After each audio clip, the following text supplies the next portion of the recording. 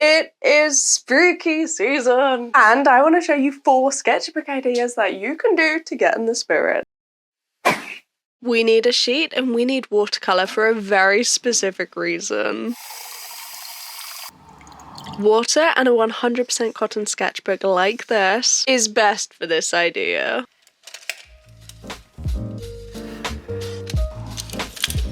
A lovely soft big paintbrush and a pencil, because this first idea is all about negative space, and that's why it's going to work best with a transparent medium. Something like watercolor with transparent pigments, or alcohol markers will also work. Use a ruler, make a square, and then we're just going to draw some little ghosts. You can add as many as you like, but bear in mind that each ghost will require a different layer, so you might not want to add too many. For the color palette, I'm going for warm shades. Yellow, orange, red, slightly leaning pink. Careful to not choose muddy colors. Then with a hairdryer, we're going ahead to dry that layer. It's super important that each layer is dry before you move on to the next one, because otherwise you're going to disturb what's underneath. And that's another reason why we're reaching for the 100% cotton paper, because it's less likely to do so. We are adding a lot of layers. The first layer is just a yellow flat wash all over. Then we've got a slightly more orange leaning color, filling the whole thing and leaving one ghost. Now we're going in with another layer, a lot more orange, leaving the first ghost and a second, before going in with the 4th layer, and again we're going to leave a brand new ghost and try and leave the ones that are already down. This is tricky because you have to work fast, but it gets more difficult as time goes on because you have to try and avoid the previous ghosts. If you choose colors that are quite similar to each other, you can end up with a really nice rich color that's down. But if you were going to pick colors of the rainbow, say like a red, blue, purple, green, you're gonna end up with mud. It's gonna end up brown, and that's something to bear in mind. Each of the ghosts will probably be a nice color on their own, but the background will be brown. Just something to consider. Also adding some cute little eyes to these ghosties as the layers get more and more red each time, and towards the end you don't really know what color you're gonna end up with because these are all transparent.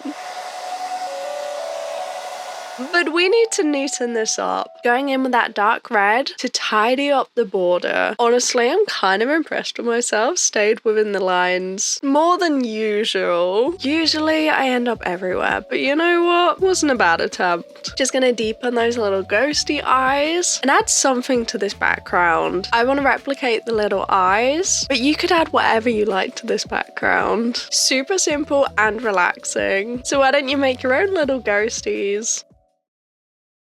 A big box has arrived. Let's open it up. Oh, first up we've got these. These are the Nehuku acrylic markers by Ohuhu, and I believe this is the set that I have, but bigger. Brush tip, there's so many colors now, I have to see. Oh, that is so much bigger. Wow, look how many we've got. Swatch sheets. Honestly, I just want to get started. Let's do this. These markers were included in the Ultimate Art Supplies comparison video. If you haven't seen that, I'll leave it below. They are brush tips, but they're really fine. I honestly love these and I'm super excited to try them because I have the smaller set. This color here is a new color as well. For number 2, you can grab any old sketchbook because we're drawing a skull. Yes, you're gonna want a reference for this. Do not wing it. When drawing a skull, the big focus is a nice circle for the bulk of the head. Add the eyes, the jaw, and work with that.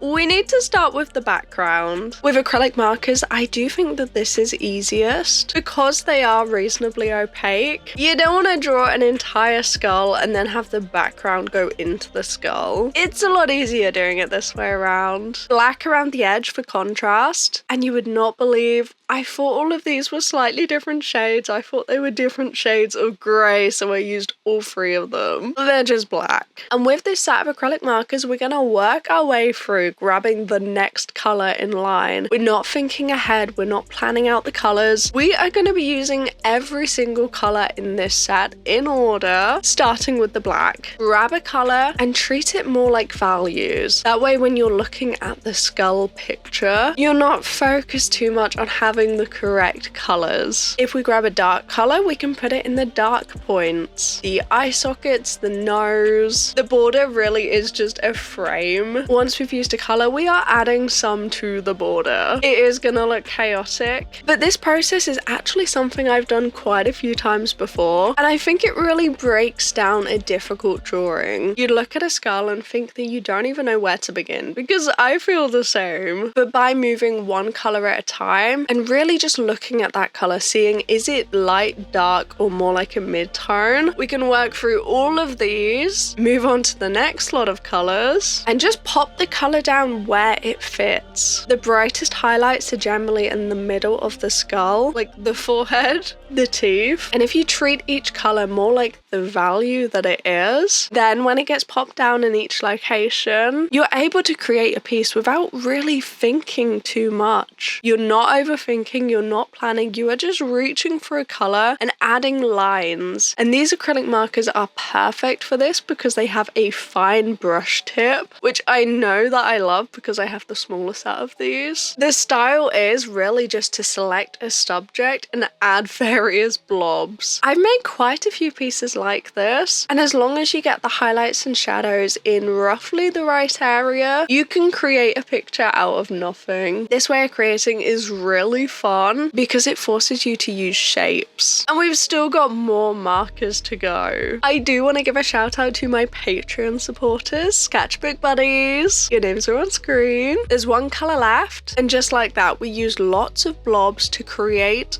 a skull. You could use any subject for this idea. I really hope you try it. I actually have pieces up on my shop with this style too.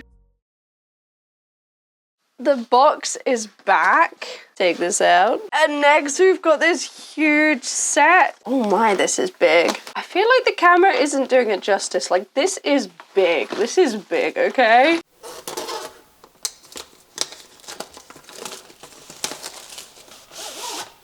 Oh, that is heavy. Oh, it's got a little handle too. Like, opens backwards. Ooh. Wait, what? Okay. The order is kind of random. They are double-ended. That is such a weird design. I haven't seen it before. I don't know what this order is. It is a hoo-hoo, so it could be the proper order. One end is really fine, and the other end is a nice little medium-sized nib that is gonna have to be activated. Both ends are gonna have to be activated. That's gonna take a while. I'm not gonna make you sit through that.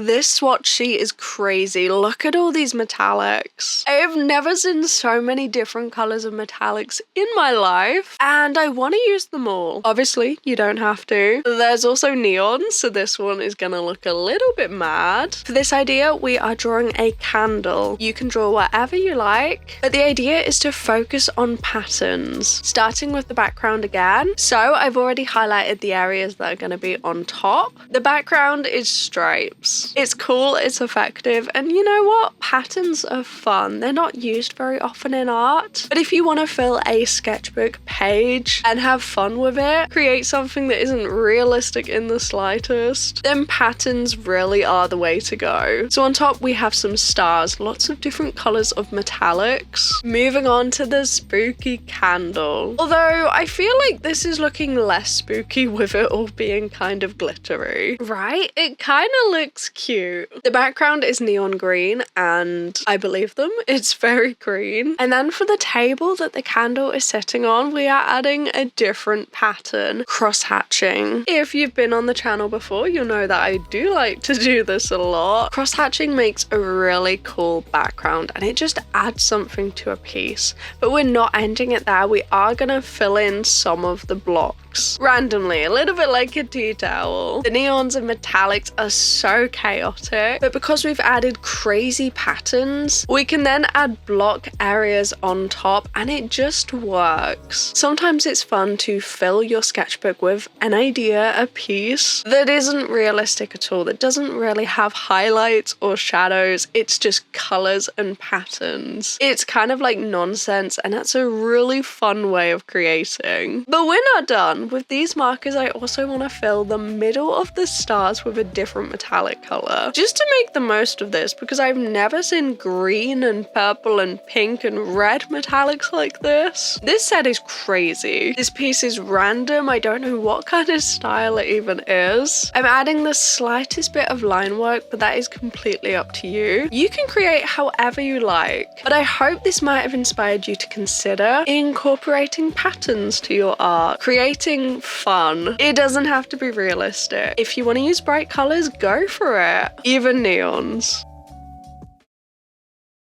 Oh, I have some very exciting news. My shop has reopened and we can ship to the United States again. There's a couple of new items. This gorgeous little witchy print in matte, along with the sticker version that has a gorgeous DOTTY holo. There's also a little spooky sticker bundle. This little froggy, which also has the gorgeous DOTTY holo. And with the little froggy, you can also get the bat. So these are the new Halloween editions, and we're open to the United States again. And also there is an end of year sale going on right now. So if you want to get something for Halloween or Christmas, now is the perfect time. And also I made a glossy witch before deciding on the matte one, so I want to pop it on the wall. Maybe this pink tape would look cute.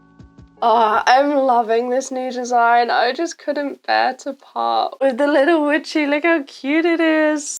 What about all of these colors? We have just used a ton of different colors. We use so many bright colors. I want to reach for the more muted ones now. Bright colors are fun, but sometimes if you want to make a nice piece of art and maybe you want to put it on your wall, this is where the muted colors can come in a lot better because it's more likely to match their surroundings. Plus, this is different to the previous two. So we're starting with blobs, which maybe isn't all that different actually. Various shades of pinks, browns, purples, oranges, various blobs, and we are drawing a pumpkin. So the idea is that we are going to block in all of these shapes as separate colors and then use dots to join them together. So if you're not a fan of seeing lots of dots very close together, then this one might not be for you. I love the color palette. I love how the colors are different, but they all kind of go because they are neutrals. And now we need to add the big block for the pumpkin. I'm not gonna lie, this pumpkin is looking very round. I think maybe it should have been a little bit wider. It's not very pumpkin-y. It's a little bit more like apple shaped, but you get the idea. We need to block in all of these colors and really trust the process with this one. But before that, I want to add some dots. Yes, we are adding dots around the border of each of the blobs. There's 3 different colors per edge, but the way you do this is completely up to you. This is just how I am creating the piece. Adding the blobs, using dots around the edge to disguise the line work. And what I love about all of these sketchbook ideas is that they aren't particular tutorials. They are all different styles that you could incorporate in any way that you want. You don't need to use the same mediums. You definitely don't need to use the same subjects. We're on to orange now because it is a pumpkin, but you don't have to do that. If you're not watching this at Halloween time, if you're not feeling spooky, you can really do this for anything. They're all just different ideas that you can use with pens, with paints, different ways that you can have fun in your sketchbook, and think about using your markers differently, because sometimes it's hard to come up with ideas. You can think, oh, I want to draw an apple, and so often we will just draw that item, we will do that. But this is so much more. You can fill your sketchbook whilst having fun and creating in a different style that you wouldn't even think of. And this doesn't come naturally to me too. Sometimes I struggle to come up with ideas to fill my sketchbook, especially for the daily doodle diary. You might have seen in those videos, a lot of the time time I will fill my sketchbook with doodles and I forget to stylize. I can't think of ideas, different ways to stylize a piece. But really, there are so many different ways to go, whether that's blobs or lines or dots, different color palettes, shapes. There are tons of ways to stylize your art, be a little bit more creative with it, and ultimately have fun, like we are right now, using the pumpkin marker, which is perfect. I've been saving this one because we're adding dots to the background. This is looking crazy. How different is it? Maybe too many dots, maybe too few. It's a fun idea. And just like that, we've created 4 pages, had a lot of fun, and I hope you might try these styles too. Have a lovely day. I'll see you on Thursday. Bye-bye.